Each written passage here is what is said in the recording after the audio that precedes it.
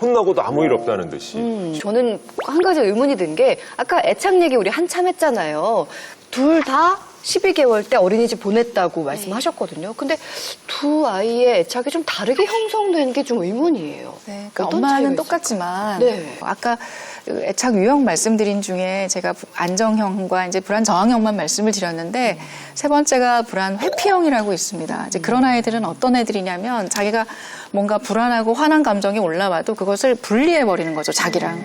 그래서 아무 일도 없다는 듯이 그 이유는 상대방이 화가 난 게 자기 탓이라고 생각해요. 불안 저항형은 내가 화가 난 게 상대방 탓이라고 생각한다면 내가 저 사람한테 맞추는 거죠, 불안 회피형은. 엄마가 화가 난 게 나 때문인 것 같으니까 가만히 뒤죽은 듯이 있는 거죠. 회피해버리고 그 상황을. 지금 첫째의 상황이네. 네, 응교 상황인 거죠. 지금 체린이 때문에 엄마가 힘드니까 내가 참아야 되고 나는 체린이한테 양보해야 해. 그걸로 나는 사랑받는 거야. 얘의 사랑받는 일종의 기제가 돼버린 거예요. 아까 아수라백작이라고 말씀드렸죠. 예. 이 그 은교한테는 이 회피성 애착을 하는 이제 부모라는 거울은 좀 냉랭한 거울이라고 생각하시면 얼음이 껴 있는 거울. 어쨌든 잘 안 비춰집니다. 그러니까 자기를 비출 수가 없는 거울이에요. 그러니까 아예 포기하고 내가 일단 착함으로 승부를 할 수밖에 없고 진짜 자기 감정을 못 꺼내놓는 거죠. 왜냐면 비출 수가 없으니까. 좀 첫째는 제가 이제 말하면 이제 수긍해주는 그런 게 많으니까 좀 쉽게 표현하면 그냥 제 편한 대로 그냥 했었던 것 같아요. 그래도 잘 따라오고 네, 그냥 잘 참아주니까. 따라오고 잘 참고 그러니까. 그런데 이제 둘째는 좀 어렵죠. 어려우니까 제가 납작 엎드려서 그랬어 알았어 이렇게 해줄게 뭐 이렇게 그랬다가 또 한번 빡 터지면 이제. 그게 바로 이제 비일관성. 네. 비일관적인. 애는 헷갈리는 거예요. 내가 어느 장단에 맞춰야 되지? 그렇게 되니까 애가 이제 체리가 그렇게 되는 거고 어머님이 이제 우리 은교 같은 경우에는 이제 통제적이고 엄마의 특성 완벽주의적이고 이렇게 컨트롤하고 뭐가 이렇게 딱딱 정리가 돼 있고 그런 것들을 다 우리 은교는 맞춰주잖아요. 그러니까 어머님이 어머님조차도 그런 태도가 늘어났을 거예요. 은교한테는. 그러니까 은교에게는 정말 괜찮은 건지 이 아이가 가만히 있을 때 어떻게 느끼는지 아까 우리 그 교수님께서 말씀하신 그 미러링 감정과 욕구를 반영해 주는 게 필수적이에요. 이 아이한테 그게 없으면은요 이 아이는 부당한 일이 있을 때도 그냥 그 사람을 굴복하고 자기 희생으로 지금은 그게 대상이 엄마지만 나중에 누가 될까요? 남자친구가 될 수도 있고 남편이 될 수도 있고 직장 상사가 될 수 있으니까 그래서 저는 은교에게는 평소에도 엄마가 미러링을 많이 해주시면요 이 아이는요 그게 너무 좋아서 그것만으로도 만족하고 감사하는 아이가 되죠. 그런데 이제 체린이는 달라요. 이 아이한테는요, 그냥 극렬한 찬사. 너가 진짜 잘하고 있다고. 그것만 해줘도요. 아까 방 정리 다 했잖아요. 그때 정말 엄지손가락 2개 딱 축혀 넣으시면서 우리 딸 최고다 이러면 또 끝나요. 엄마는 체린이하고 싱크로율이 되게 비슷하고 아빠하고 또 은교하고 되게 비슷해요. 그래 보였어. 네, 비슷하시죠? 그래 보였었다. 일단 어머니부터 먼저 보자면 자기 프레임이 굉장히 강한 사람. 그리고 일을 할 거면 제대로 하는 사람. 그래서 가치관은 열심히 될 때까지예요. 열심히 될 때까지. 맞죠? 그리고 일 못하는 사람 정말 싫어하고요. 말 2번 하게 하는 사람도 싫어해요. 쓸데없는 말하는 것도 싫어해요. 뭐 오늘 어땠고 뭐 감정이 어떻고 이런 걸 굉장히 또 피곤해하는. 그리고 다 쓸모없다고 생각을 하시거든요. 그러니까는 아이들과의 관계에 있어서는 이게 어떤 형식이냐면 일할 때는 너무 좋고 일도 되게 잘하실 것 같아요. 그런데 이제 관계는 또 약간 다른 부분이에요. 그러니까 어머니의 기질에서 가장 취약한 점이 관계 기질이 되게 낮았거든요. 총 기질 검사 우리가 그 객관식 문항 40문항 중에 29점이 나오셨는데 이게 목표 성취인데요. 우리가 보통 40점 문항에서 20점만 높아도 그냥 그 기질대로만 산다고 나오는데 29점이세요. 얼마나 높은 줄 아시겠죠? 굉장히 높아요. 그 이제 말투가 나오는 것들을 아까 이제 영상에서 보시면 속 터지게 만드네 정말 뭐 이런 얘기 하시고 엄마가 몇 번 말해? 그러니까 한 번 말할 때 해야 돼요 이 기질은. 2번 말하는 것도 싫어해요. 이게 치운 거야 이게 치운 것처럼 보여서 아까 하나하나 이렇게 짚으셨잖아요. 일단 이 기질의 가장 핵심은요 문제점을 찾는데 탁월성이 있다. 아버지는 40점 만점 중에 관계 중심 기질이 25. 그러니까 아까 부부 대화 이렇게 보셨지만 아버지께서 이렇게 손을 조아리고 뭐하는 거 아니요. 좋아하는 건 알고 소장님. 손을 모으고 좋아하니까는 같은 남편으로서 이거 굉장히 너무 찔리네요. 아버님께서는 오히려 이 가정에서 자녀들과의 관계에 있어서는 이 균형감을 이루어질 수 있는 역할이 있기 때문에 그 부분은 어머님이 이 남편분한테 굉장히 감사해야 되는 부분이라고 보여져요. 예. 야, 이렇게 기질검사를 우리 박 소장님께서 말씀해 주셨는데 두 분 네. 어떻게 좀 공감하세요? 네, 100%고. 100%. 네. 갑자기네. 공감? 예, 굉장히 지금도 두 손을 굉장히 시원하게 보고 계세요. 손을 이렇게 좀 퍼세요. 이렇게. 이건 저도 비슷한 것 같아요. 집이 우리랑 좀 비슷해요. 근데 왜 이렇게 정리를 이렇게 자꾸 강요를 하시는 건지. 아까 저 매트에 떨어진 뭐 하나까지도 이렇게 다 요거 봐봐. 이거 치워야지. 왜 이렇게 정리를 강요를 하시는 거죠? 그냥 제 성격인 것 같아요.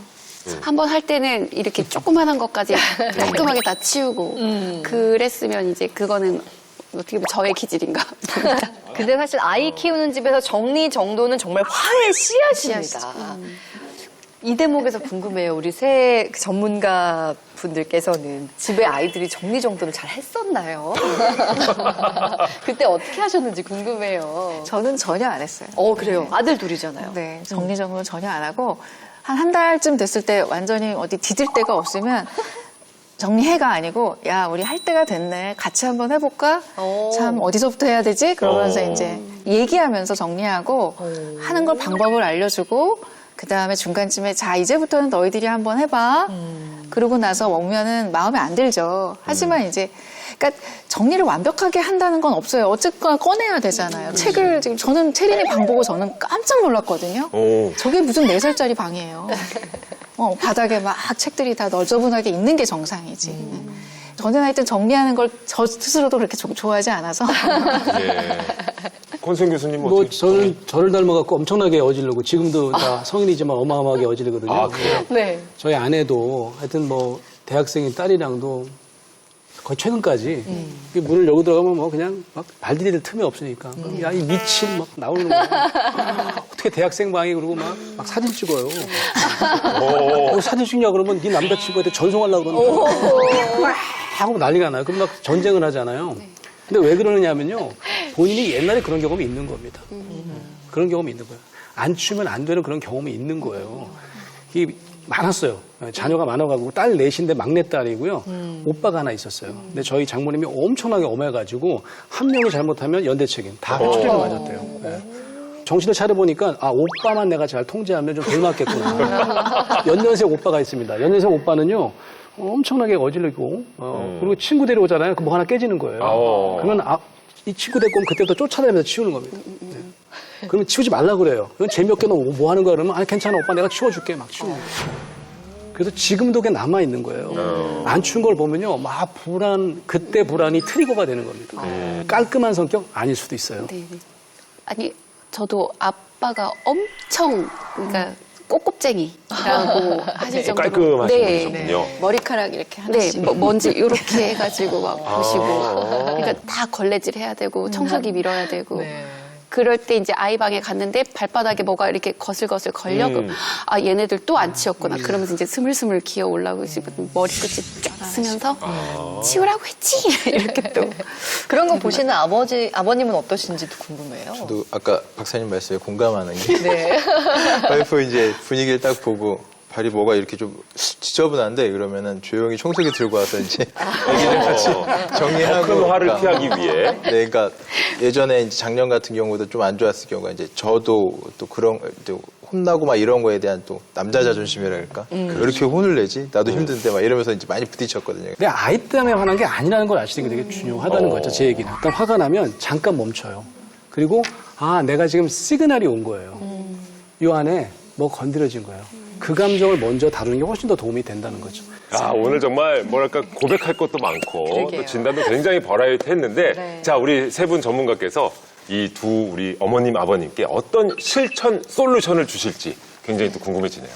우리 기질상으로는 어머니께서 문제를 잘 보는 기질이다. 그다음에 이제 목표 성취 기질이다 나오셨잖아요. 그러니까 목표만 바꾸시면 돼요. 내가 오늘 하루에 3가지씩은 좋은 점을 보겠다. 그런데 단서 조건을 달지 않고 이건 잘 됐는데 이건 왜 이래가 아니라 그냥 이거 잘 됐다 해서 딱 끝내는 거. 그리고 잘했다라고 말해주는 거. 하루에 3가지씩만 잘 된 거 찾기. 저는 이 얘기를 드리고 싶어요. 제가 초반에 그 VCR 딱 보고 큰 걱정하지 않으셔도 된다고 그랬잖아요. 예. 네. 그 이유가 뭐냐면 저는 어머님이 이미 너무 잘하고 계신다고 생각해요. 그리고 저는 그 어머님을 만날 때 얼마나 이 현재 문제 인식이 있으신가를 많이 보거든요. 근데 우리 채린이 엄마, 은교 엄마는 이미 통찰을 갖고 계세요. 그래서 변할 준비가 돼 있고 반은 해결이 됐어요. 딱 한 가지만 추가로 말씀드릴게요. 저는 은교 확 퇴행시키세요. 오늘 돌아가셔서. 네. 어리광 받아주시고 화내도 좀 받아주시고 어른스럽게 행동하는 거 칭찬하지 마시고 애기처럼 행동할 때 좋아하시고 지금 1살이라도 어릴 때 그렇게 하시는 게 좋겠지 않나라고 생각이 듭니다. 또 워낙에 또 철저히 또 계획도 잘 세우시니까 아마 또 잘 해내시리라 믿습니다. 네. 자, 오늘 또 우리 갑부모단 여러분들께서도 쭉 함께 또 지켜보셨는데 네. 오늘 공감되는 이야기도 많이 있었을 것 같습니다. 그렇죠. 이야기 네. 들으면서 들으면서 궁금한 점 있으신 분들 혹시 계실까요? 자, 우리 신진 어머니? 네, 영국에 계신 분이시죠? 네, 안녕하세요. 들리시나요? 네네. 말씀하세요. 네, 제 딸은 9살 됐는데, 일단 화가, 자기 요구를 제가 들어주지 않으면 화가 너무 잘 나는 아이고요. 이게 화가 나면은 제 앞에서 막 부들부들 몸을 떨어요. 그리고 이제 방문을 아주 세게 닫고 들어가거든요. 저한테 들으라는 듯이. 방에 이제 들어가서 한 30분 이상을 이제 혼자서 삭히고 나서 나오거든요. 네. 그러고 나면은 괜찮아져요. 그러면 이제 제 입장에서는 약간 제가 방관자 같은 기분이 드는 거죠. 그래서 죄책감을 또 느끼게 되는 거예요. 제가 어떻게 해야 될지 모르겠더라고요. 절대 어머님 방관자 아니고요. 잘하고 계세요. 그래요. 혼자서 그렇게 해결하려고 하는 부분에 대해서 칭찬해 주시고 더 이상 어린아이가 아니니까 본인이 지금 예전보다는 좋아진 거거든요. 어머님이 절대로 죄책감 가지실 필요 없다는 말씀, 방관하고 있는 거 아니라는 말씀 드리고 싶습니다. 예. 제가 팁 하나만 드릴까요? 네. 네, 2가지인데 첫 번째는 화가 터질 때까지 기다리면 누구도 화를 건강하게 표현을 못 해요. 그래서 아이하고 이제 화가 다 풀리고 나왔을 때 엄마가 널 좀 도와주고 싶은데 엄마의 욕구를 먼저 좀 표현해 주시고요. 이제 첫 번째는 1에서 10까지 너가 불편함이 10이 아니라 6일 때 말해줘. 라고 해주시고요. 두 번째 이제 불편한 말을 화가 날 때 표현하는 방법의 규칙은 그냥 아주 심플해요. 원치 않는 말을 하는 게 아니라 원하는 말을 하는 거거든요. 그러니까 불편할 때 원하는 말을 하기. 첫 번째는 불편할 때 화가 터질 때가 아니라 불편할 때 원하는 말로 바꾸기인데요. 예를 들면 애들이 뭐 무시하지 마 뭐 이렇게 얘기하는데 이건 원하는 말이 아니잖아요. 날 좀 봐줘라고 해주는 거죠. 뭐 나대지 마, 뭐 꺼져 뭐 이런 말보다는 나는 지금 혼자 있고 싶어라든가. 우리가 뭐 너 뛰지 마 이렇게 얘기하지만 걸어 다녀줘. 그러니까 원하는 걸로 바꿔주는 말로 아이하고 이 대화 방법을 조금 연습해 보시면 그 아이가 자신의 언어 때문에 화가 터지는 경우가 되게 많아요. 생각이나. 엄마는 나를 무시했어. 이 생각 때문에 터지는 경우가 많은데 엄마가 날 안 봤구나. 엄마 날 좀 봐줘. 아이가 원하는 말로 돌려낼 수 있도록 그 원하는 말로 한번 바꾸기를 어디 좀 써놓으셔도 되게 좋을 것 같다는 생각이 드네요. 예. 알겠습니다. 좀 해소가 되셨는지 모르겠습니다. 네, 감사합니다. 꼭 실천해 보겠습니다. 고맙습니다. 자, 오늘 또 은교, 채린이 네. 우리 어머님, 아버님 두 분이 함께 나와서 저는 더 좋았어요. 그러게요. 실은 두 분이 이제 의기투합해서 우리 아이들을 더 잘 교육시킬 수 있겠구나라는 생각. 저만 든 건 아니죠? 네. 두 분 어떻게 이제 자신 있으신 거죠? 네. 네. 예. 자, 나는 탕수육 먹을 때 찍먹, 부먹. 하나, 둘, 셋. 부먹. 아버님 따라하시는 거. 아니, 그렇게 가시면 됩니다. 그렇게 하세요. 여기 저 일산에 또 저 중국집 가가셔가지고 부먹으로 탕수육 드시면서 우리 아이들과 관련된 좋은 얘기 나누시길 바라겠습니다. 네, 자, 예. 우리 갑부모단 여러분께서 함께 하셨는데 두 분께 응원의 하트 한번 보내드릴까요? 그러게요. 네, 자, 우리 앞으로도, 모두에게 예. 보내는 하트입니다, 진짜. 세린이랑 은교는 네. 모두 행복하시기를 바라겠습니다. 네, 고맙습니다. 자, EBS 부모와 함께 여러 육아 고민 나누고 싶으신 분들, 그리고 갑부모단에 참여하고 싶으신 분들 언제든 저희에게 연락 주시기 바랍니다. 돌아온 EBS 부모, 대한민국 모든 부모와 아이들이 행복해지는 그날까지 다음 시간에 만나요. 만나요.